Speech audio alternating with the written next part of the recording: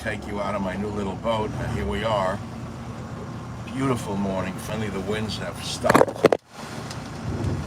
Oops. Oh, sorry. Sorry. I said the winds have stopped. We went over a big wake. Oh my God. Stop. All right, I'll have to hold this thing. We've gone over a big wake, and the boat's doing what it's supposed to do. All right, beautiful morning. And what can I say? God is great. Shabbat Shalom. Praise the Lord. Praise the Lord and load the ammunition. So I'm out alone. I like to be alone. I'm a loner at this point in my life. Probably a long time. Because it's hard to beat nature. Whether you're on a boat or on a hike or a bicycle ride or a walk. Even sitting in your own backyard and listening to the birds or looking at the clouds, right? You don't have to go somewhere and consume something. All right, but I'm consuming, I get it. I'm consuming diesel fuel,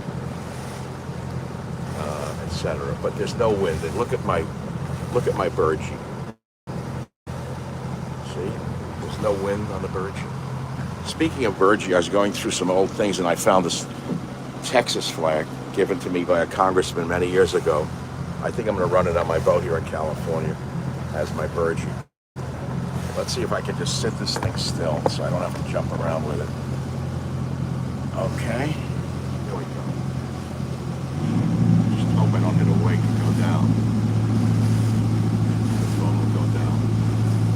I'm not paying attention to the political world right now. What am I going to do? Change things by eating my heart out over it? I'm still recovering from the trans killer of children and how the left wing is more concerned with his trans status than dead babies, dead Catholic children.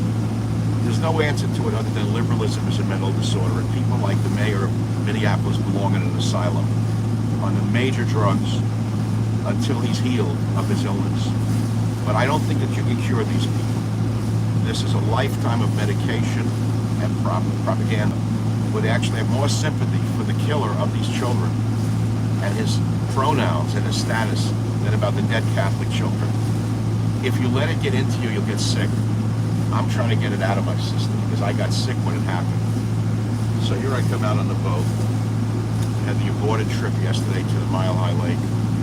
Had to turn back at the hour mark, hour and a half to Dixon. There was bumper to bumper traffic at 9 in the morning. So you should have known better. Well, maybe. I mean, you'd think Friday morning, maybe not. And then the obese white chicks in these large SUVs trying to cut me off from the right lane. I'm doing 80 in the left lane, keeping up with traffic. And they're always like crowding you, like to try to push you off the road. These mean bulls, man. They're all working on like UC Davis to be castrators of cattle or something. I don't know what they're doing up there. So I got off the road. I aborted the trip. And here's the weird part, as I told you yesterday. I have to relive it now. Wait, I'm going to turn down Raccoon Straits. Maybe I'll head over to a restaurant for a coffee. I won't. I'm not going to dock and go through the whole rigmarole. I didn't want coffee this morning. I usually am a coffee lover in the morning. I didn't want the acid fix without the caffeine. So I said, okay, we got to turn back. This is too much. And then a freak thing happened in the car. These technologically advanced cars are so complicated, I don't have to tell you, right? So you got 1, 2, 3 row. The third row of seats wasn't operational because the rear hatch was down, loaded with luggage like the grapes of wrath. Because that's the way I always travel, no matter how long, a day, 2 days, I can't help it. It's the grapes of wrath, you know. The only thing missing was a roof rack like my father's DeSoto with like a rope and like tops to keep, you know, like goods in the car. So I'm driving, and all of a sudden the rear seat heater is on the whole way, and the rear cargo area is blowing heat while the front's blowing cold. It took me a half an hour of working on the dashboard. It's like a 2 or 3 year old BMW X7. I couldn't figure out how to turn the heat off in the back seat. It was a freak show. So I get off the highway, And we get off the highway to strange exit. You've never been off to turn around because you can't turn on a highway. I'm not from India. I mean, if I was from Calcutta, I would just go across the median and just, go back on the other side. What's the difference? They don't give you a ticket here in America. Everything's free in America. I want to be in America. Everything's free in America. So come over here, crap on the country, make a good living, send it home to the home country. You want to turn a 70-foot truck around on a highway at 80 miles an hour? Go ahead. What if you kill a few people? You'll hire a cockamamie lawyer from Harvard, and before you know it, you'll sue the people who crashed into you for damaging your truck. So nevertheless, I get off the highway, because I'm not from Calcutta, to turn around, go the other way, go home. And I can't get back on the highway. It's like going nowhere. Hidden Valley Road, and I don't know where I was. I thought I was going to an asylum, and I would be like, guys would come out and put like ropes around me. I'd never leave. It was frightening. Finally, there was a turnaround. Got back across the highway and started heading west, young man, west, home. Took an hour and a half to get home. Felt like kissing the ground. Then I had to unpack, which took me 3 hours to pack. It's just, I did the right thing, because here I am. I'm approaching now the fabled Golden Gate through the Raccoon Straits. There they are. Everyone wants to see the Golden Gate Bridge. It's still a magnificent sight. The bridge was built in 2.5 to 3 years by laborers who had no EEOC rules.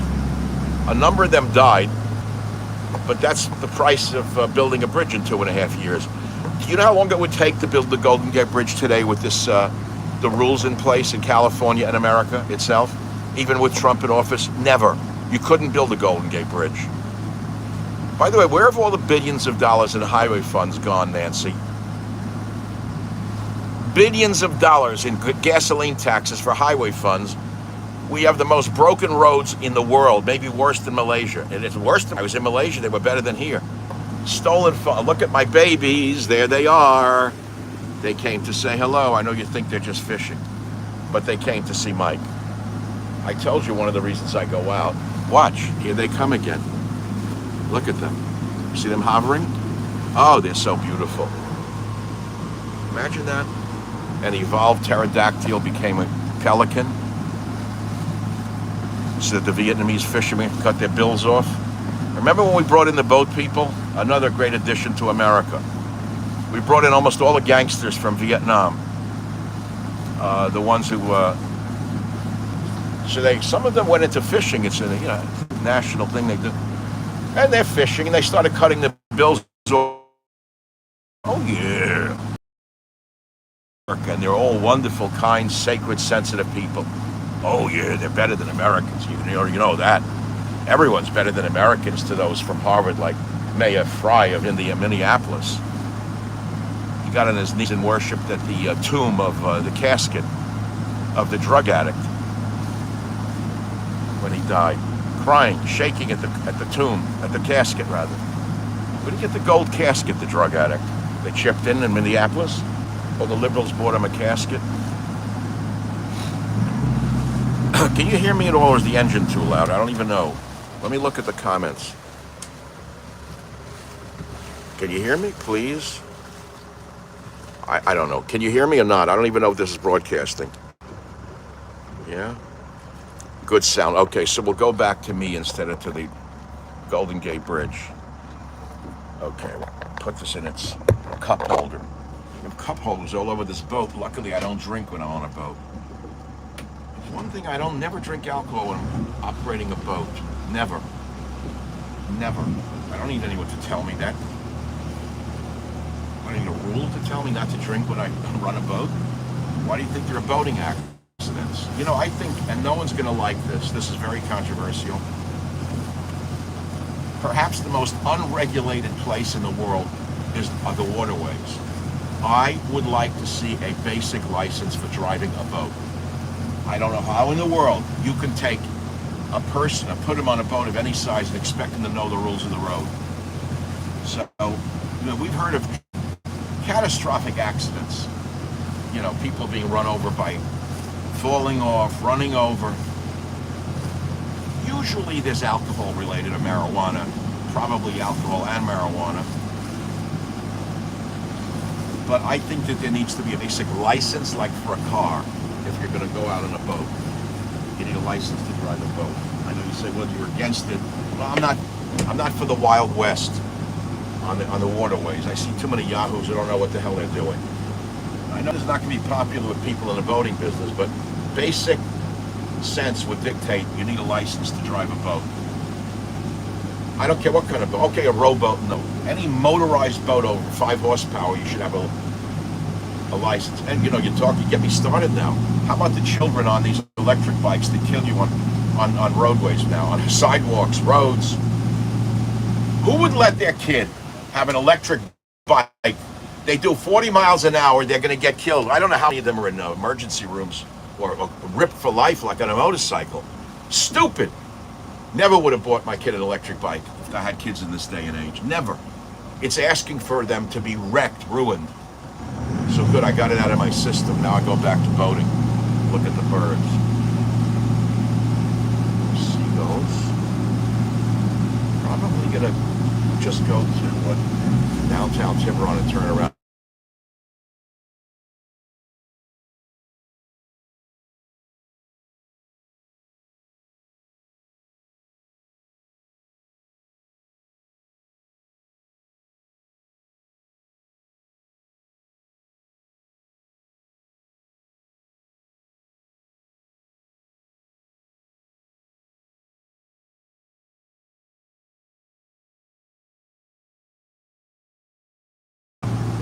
She's only 31 feet, but it presents like a much bigger boat. It has all of the attributes of a larger boat. I've owned up to a 65-foot Grand Banks. I used to go out with Teddy on it, if you recall, years ago. And on the big boats, I would go offshore, go up the coast a bit. I will not go through the gate on this boat. Maybe on a calm day I will. I mean, it can handle it, but it's not a coastal cruiser. This is an inland waterway boat. I know boats well enough to know what boats are for. You gotta get a boat for what you're gonna use it for. It has 2 heads, beautiful bathroom in it. I'm not gonna do a tour now. I'll do a full tour another time. But they're beautifully made, small boats. Beautiful Volvo diesel engine, a 304 horsepower or something, whatever. Volvo diesel, more single engine, but I don't need 2 engines on a boat. It's always overkill 2 engines, because I have bow and stern thrusters, which is cheating to the real boaters, but I don't really care. It gives you total control. I will not buy a boat unless I have this magical device. This is the greatest thing ever invented for a boat. It's a handheld wireless remote. So with a bow thruster and a stern thruster, you can go right, left, you can turn the front this way and the back that way, and you really don't even need a crew member with a thing like this. This is on a boat up to 70 feet, you wouldn't need a crew member with a thing like this. Make sure you get a handheld wireless remote with your boat. With bow and stern thrusters. If you're a new boater particularly, don't fool yourself. It's not easy to run a boat and dock it. Docking is very challenging, incidentally. And I boated for 40 years, I know. They're very hard to dock, and in a wind particularly, forget about it. So before I turn in, I'll give you one more view of the Golden Gate. There we go.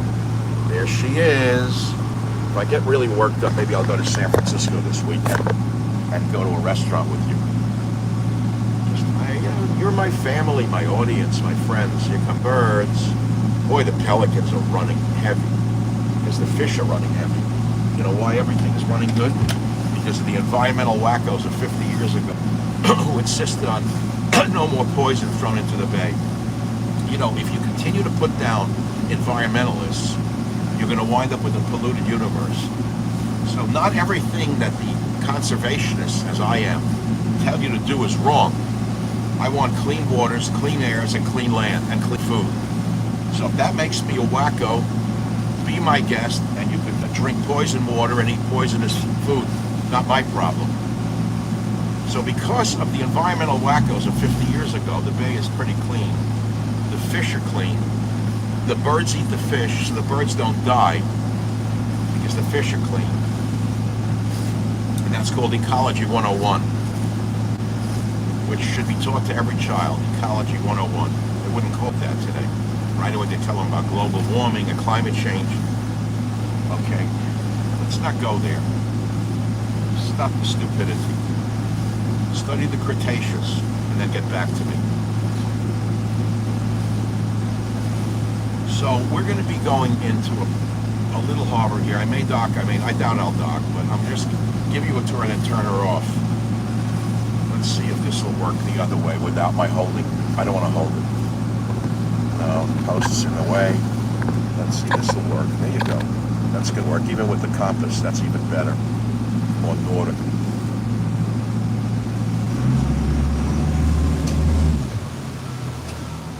I love the sound of this engine.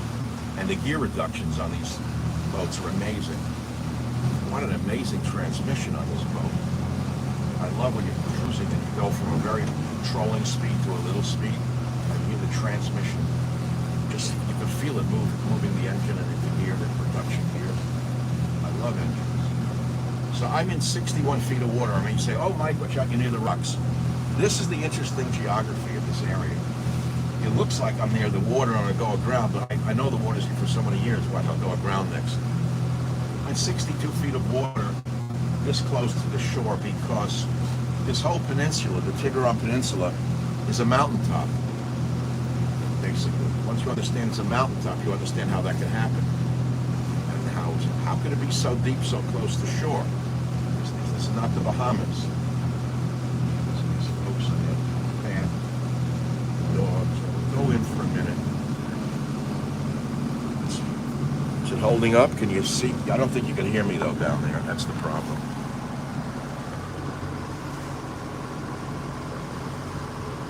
Yeah, you can hear down there even when the microphone is away from me. I should have gotten the remote mic. That's an old railway building. There used to be a railway that came in from San Francisco on a barge and then hooked up on tracks here and went all the way through the county on a train. It's amazing how advanced the transportation system was before there was a bridge or bridges that built them. Men were so smart. There's no one on the dock. I could dock, but I'm not in the mood to dock right now. I'll just show you this little harbor. It's beautiful. There's the Angel Island Ferry. You can't really see it. That goes out to Angel Island. You could camp on that island. There's the overpriced restaurants of town. With the tour I go. The dock is wide open at Sam's. I don't go to Sam's for 3 reasons. One, it's secretly owned by Nancy Pelosi, and I don't think anyone knows that. 2, there's no point. I bring my food with me. So now you've seen that.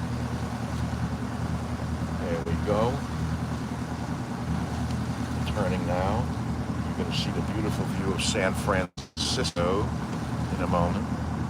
My Pelican buddies. Here we go. I'm going to head back. I didn't want to go out for a long trip today. I just wanted to go out and enjoy the air and the water. Wrong way. This way. Let's see if that works. Can't see me this way. Let's see. Let's see my beautiful face. Okay, here we go. All right, guys. I just wanted to, you said take me out on the boat. People like me on the boat. This is the smallest, it's not the smallest powerboat I've had. I started with a sailboat in Hawaii in the 1960s. I had never sailed. I came from New York. I thought I could do anything. It was the age of the 60s where you thought you could do anything. So I bought a 22-foot wooden sailboat. I thought I could sail. I just figured there's nothing to it. So I kept in the Alawa Yacht Harbor. What the hell is the big deal with sailing? You let the sail out, you catch the wind, and you go. Had no motor on it. So the wind was prevailing out of the harbor. I got on the boat, pushed her out into the channel, and put up the sails. I thought I was a sailor. Meanwhile, I'm out almost in the Molokai Straits, and I said, this is great. Now I want to go back. I didn't know how to go back. No one had taught me how to drop the sails and sail into a prevailing wind. I swear to you, I had to let the sails down and wait for the wind to shift to get back, and that's the end of my sailing experience. She was a beautiful boat. It was the Tarangi. I wonder if it's still around. It was made of oak. What a boat. Then I moved to California years later. The first boat I got was a 26-foot Carver power boat. It was a flat bottom, hard to dock, terrible boat. Then I got a 38-foot Bayliner, twin Hino diesels, good boat, basic boat. I remember once I was coming into dock, the port engine failed. As I was docking, 9 people on the boat, and the engine failed. There were 2 Hino diesels, and one of the engines just quit as I was trying to do the turn into the dock. Luckily, I was at that boater at that point, and I knew how to dock this boat without 2 engines. There were no thrusters on it. I used the wind to get me on the dock, but it was a pretty nice experience. Then I got a mechanic. I hear he's still alive. The guy was like an old, skinny Italian guy who could fix these engines. He came out, and he fixed that engine. I never saw anybody as skilled as this man. 91 feet of water, just checking. This guy went under the engine with some kind of secret little things. Then he lifted the engine up and got it out of the boat without cutting the hull open. I don't know how the hell he did it. So that was my second boat. Then I was tired of it because it had a low keel on it. The Bayliners are shit. They have just, you know, they're nothing. It's like the Tupperware of power boats. Then in 2002, I was in the radio business. I had a TV show on MSNBC, and they fired me for saying something that they could have cut. They set me up. I got a little settlement out of them. If I really was a vicious guy, I would have hired a lawyer. I would have gotten $30-40 million out of them. Whatever the settlement was, I went and bought a new Grand Banks, a GB42. It was the most beautiful step up in my life. Deeper hull, big bronze propellers, single thruster on the bow, and I loved that boat for years, my GB42. That was Sea Talker 1. So I had that boat for 6 years, and I had a rule in boating. Never keep a boat more than 5 years, or never own a boat that's more than 5 years old. Never. I had a rule. But I violated my own rules, and I kept it for the 6th year, and sure enough, the whole exhaust system went on the GB. It wasn't the biggest catastrophe in the world, but I got rid of it. And I bought a used, the greatest boat I ever owned. I still dream about it to this day. I bought it, I upgraded to a GB59 EU, the greatest boat ever made in the world. This boat was astonishing. Grand Banks 59, look it up. They don't make them anymore. I'd buy one if they did. I loved that boat. Teddy and I went everywhere, offshore, around the bay. It was a big boat, 65 feet overall, and powerful Caterpillar diesels. I loved that boat. It had engine room with like a lathe down below, like a tool. It was just beautiful. So that I bought, it was an I bought it in 09, it was an 07, 2 years old. I bought it from Florida. It came through the Panama Canal on a ship. I used that boat for 5 or 6 years, and then I knew it was past its prime, and I sold it. Then I bought a little boat like this afterwards. I bought a Ranger Tug, a small one. Then I did another Ranger Tug, someone fishing over there. My last boat, still online, is a GB43 EU, Grand Banks 43 EU. It was a 2016. If you're going to buy one, if you can find them, do not buy anything before 2015. The 2013s and 14s were horrible. The drives were a problem. They switched to a different drive in 15 and 16. The boat was beautiful, but it was too much boat. I had a medical condition, and I decided I had to get out of a big boat. It was a hard boat to handle in the wind, I got to tell you. It was sort of a semi-planing hull, and she would blow around in the wind a little bit. She was not as stable as the 42 or the 59, and I just didn't want to have it anymore. I sold it to a couple, and I sold it to a guy up in Seattle. I think it's still there. So I was out of boating for 3 years, and then I bought this spring, which is, I think this is the last hurrah. I just want to be back on the water. I couldn't be off the water. It gets in your blood. I mean, even going out alone, you know what I'm saying? Especially going out alone. No drinking, no talking. So I'm going to say goodbye now. I'm going to turn my engine down and say my goodbyes. Oh, God, here we are. Let me just switch this around for you. So I'm at 101 feet of water. What's he doing over there? And I'm going to go back now. And maybe I will see you again this weekend. Thank you for listening. God bless America. Pray for the workers. Pray for the workers. They're the heartbeat of America. Thank you.